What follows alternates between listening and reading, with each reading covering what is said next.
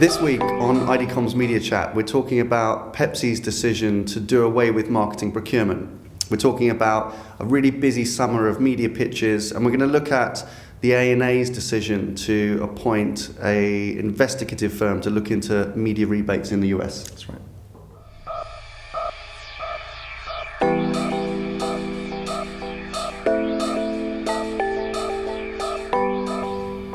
Hello and welcome to IDCOM's Media Snack. It's a weekly series looking at some of the big trends and issues in the global media industry. Each week we'll give you tasty, bite-sized information about the things that you need to know in the global media marketplace. We'll look at some of the big trends, share some kind of the gossip and word on the street, and help you understand what might be the big issues facing marketers and procurement in media around the world. We'll do this in a really concise way, in just enough time that it takes to eat the sandwich. Enjoy.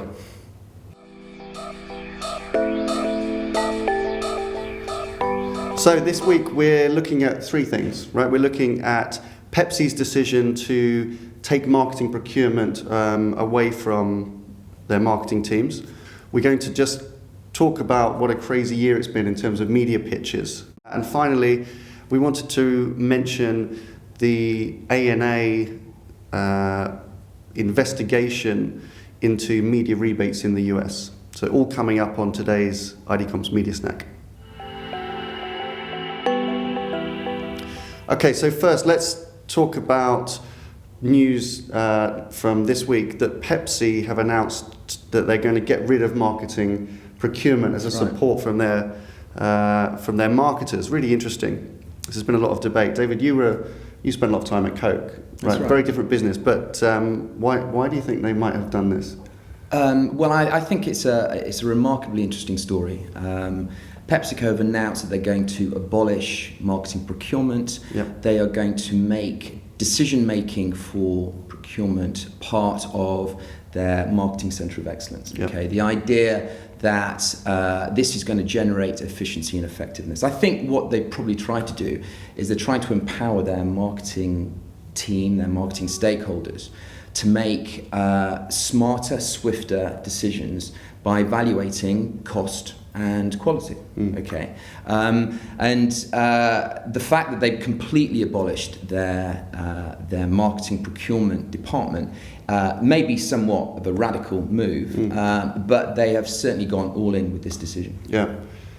And do you think that they'll lose? Traditionally procurement have delivered a lot of the diligence and discipline in helping manage agencies, put in performance measurement and hold agencies to account. Do you think there's a risk that Pepsi might lose?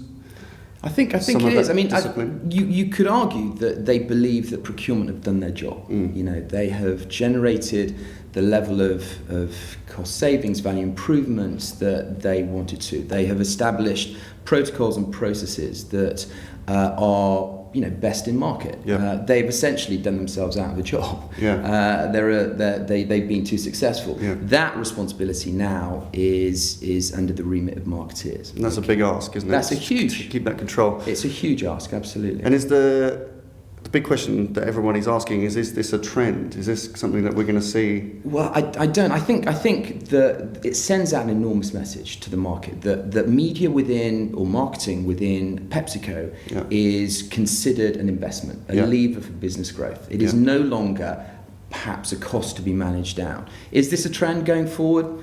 I'm not entirely sure. If anything, with the clients and the companies that we speak to, good procurement is in the ascendancy. Yeah. The challenge for marketing organisations is to make sure that procurement is firmly embedded within those marketing teams and that they work collaboratively. Yeah.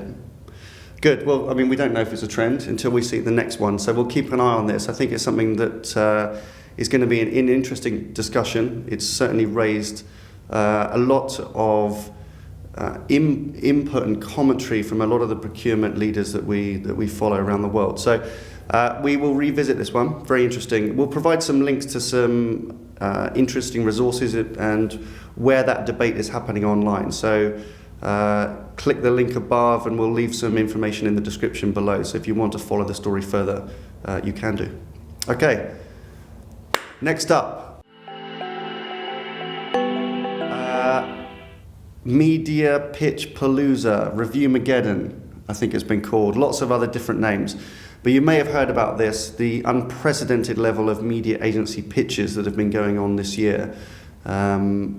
We've seen loads of really big brands pitch, about $30 billion, we estimate, from the tracking that we do, we've seen be put up for competitive review this year. It is unprecedented, that scale. What do you think's driven that, first off? Yeah, I mean, we've never seen anything like it. 30 billion in play, all in 1 year, double the total billings that were up for review in 2014. All of the big players, Unilever, Procter & Gamble, Coca-Cola, L'Oreal, Johnson & Johnson, GSK, in every possible sector, automotive, cosmetics, beverages, FMCG, they were all in play within 2015. And a lot of them category leaders as well. Absolutely. Yeah. And so what was the catalyst for it? I don't think there is any one reason. I think it's probably a combination of a number. I think a lot of it is cyclical. A lot of brands, clients were looking towards the back end of their contractual obligations and tenure with their agencies, looking to renew those contracts. I also think that certainly in the conversations that we've been having with clients, technology has played an important part in re-looking at their relationships with their media agencies, understanding how data and analytics can improve media value which is delivery. Changing, I think, the role of the media agency a lot. So I think that's been a component, certainly some of the ones that we've seen, where actually the requirements that businesses have of a media agency are being redefined. Absolutely. It's kind of interesting. And the agencies have been embracing that as a challenge. I also think that perhaps the transparency discussions in the US, driven by the ANA, have had some influence. And maybe it's as simple as not wanting to miss out, the fear of missing out. When one big player in a category goes, perhaps their competitive set also feel that there is an opportunity for them. And we see that quite a lot, don't we? Where a category leader will take their business out to media pitch, and then perhaps in the following year you'll find second, third, fourth brands in that category often race into the market. Yeah. And so, we're coming to the close of 2015. Majority of these pitches have been resolved now. Most of them, I think, from our analysis, show some significant changes that have been happening. Yeah. But then looking ahead to 2016, is this going to continue this level of intensity? I don't think it can possibly continue in the same way that it did in 2015. I don't think that there is certainly the appetite or the market billings for it to continue in the same way. I think probably if there is a consequence of what we've seen in 2015 is that a lot of the big agencies may have been overly distracted by their work on the large pitches, and some of the companies and brands that work within their agency portfolios may be looking to re-engage and recalibrate their relationships with their agencies in 2016. Yeah. But there'll still be a lot of follow-on pitches, but perhaps at a slightly smaller scale. But I think the one thing that's definitely happened, as you said, is that the scope of a media agency has been really kind of stretched out now. Big brands using their scale and their influence to redefine the role of a media agency, and also to take, I think, a lot more control and proactive control of their media billings.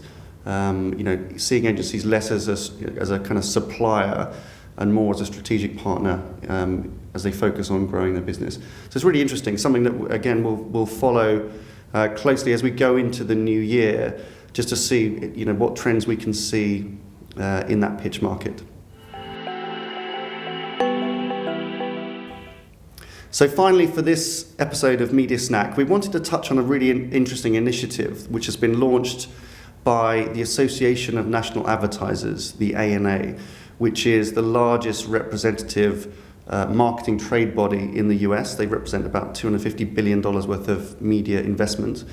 So they launched an initiative this year to identify partners to report on the kind of financial management and perhaps the rebate practice if it exists in the US. So what's going on?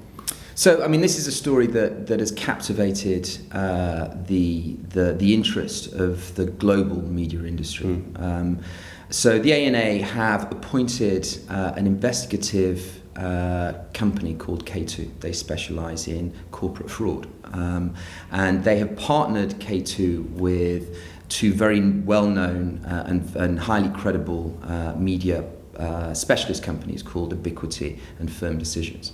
And the three of them will conduct this investigation into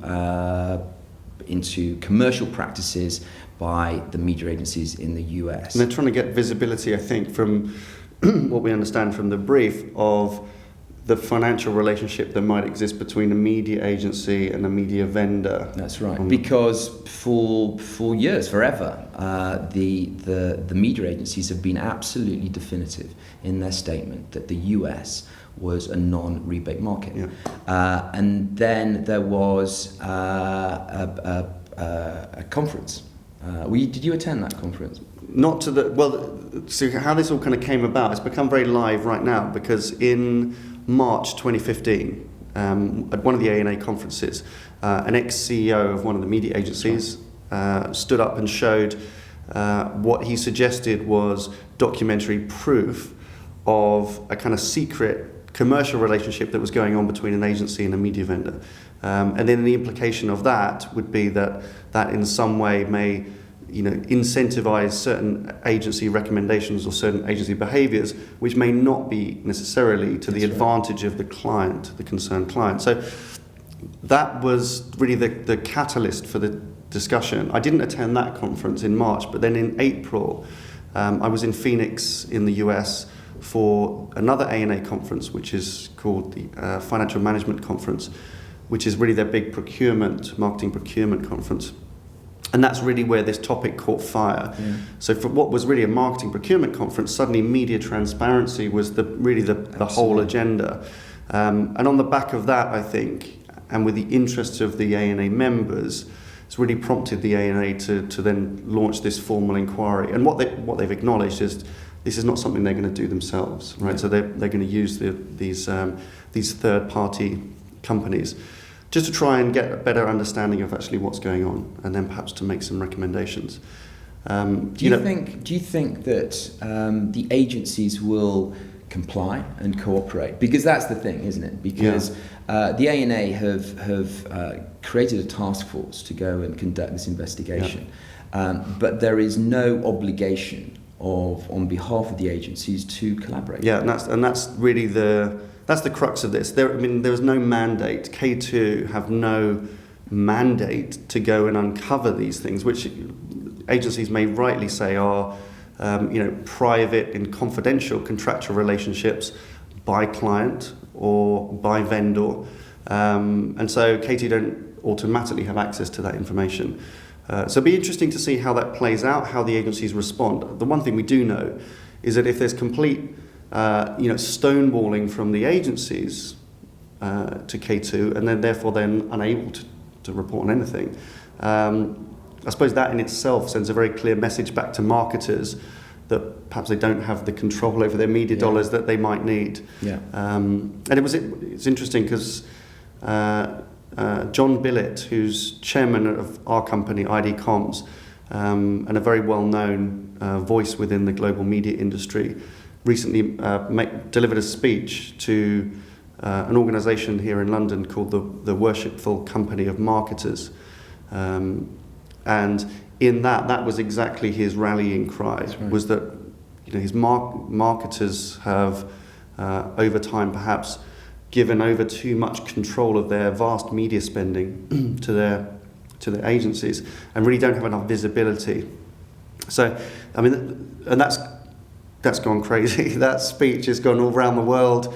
It's driven a lot of commentary, a lot of interest, and a lot of debate as well. We'll provide links to it. We've got a full transcript that you can download if you want to from our website. And I think, Nadia, we're soon going to have a video as well of John presenting the speech in his very unique style, which is very entertaining. That's right. So look out for that. So follow the links.